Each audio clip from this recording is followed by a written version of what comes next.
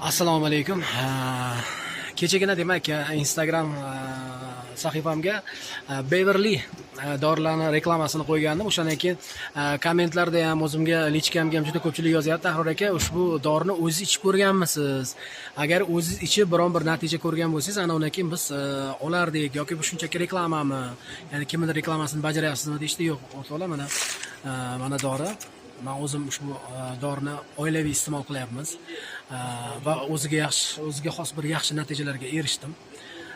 Avvalambor demak menda qand kasalligi bor edi. Qand kasalligi o'sha darajasi oshib ketishi bilan meni biroz qiynab qo'ygan edi. Aynan mana shu demak Beverly dorilarini iste'mol qilishim bilan demak qand miqdorini nihoyatda keskin pasayishi kuzatildi menda. Oila a'zolarim ham demak turli kasalliklarga ichishyapti. Endi savol berishinglar mumkin, bu dorini zo'rligi nimada, qayerda? Bu birinchidan antibiotik emas. Bu demak Yaponiyadagi o'sha dengiz ostidagi demak dengiz ostidan olib tayyorlanadigan dori. Bu demak boshqa dorilarga o'xshab tabletkaga o'xshab demak suv bilan ichilmaydi, yutilmaydi. Endi o'zingiz bilasiz, ko'p eshitgansiz, oshqozonda shlaklar bo'ladigan bo'lsa, hattoki ovqat ham so'rilmaydi, dori yog'da tursin.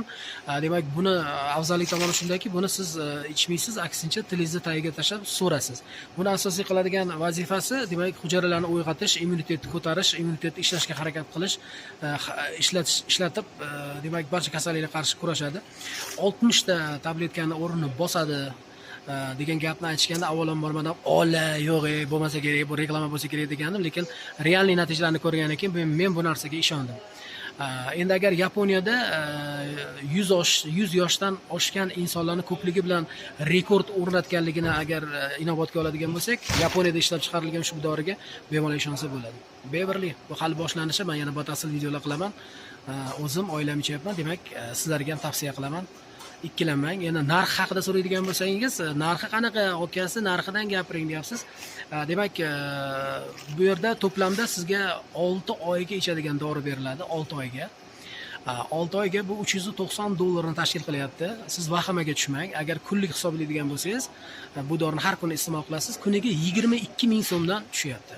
Agar siz salomatligingiz uchun kuniga 22 ming so'm sarflashdan qizg'ansangiz, ushbu dorini olmasligingiz mumkin. Lekin natijalari juda ham cheksiz. Hali men batafsil yana kommentlarda bu yerda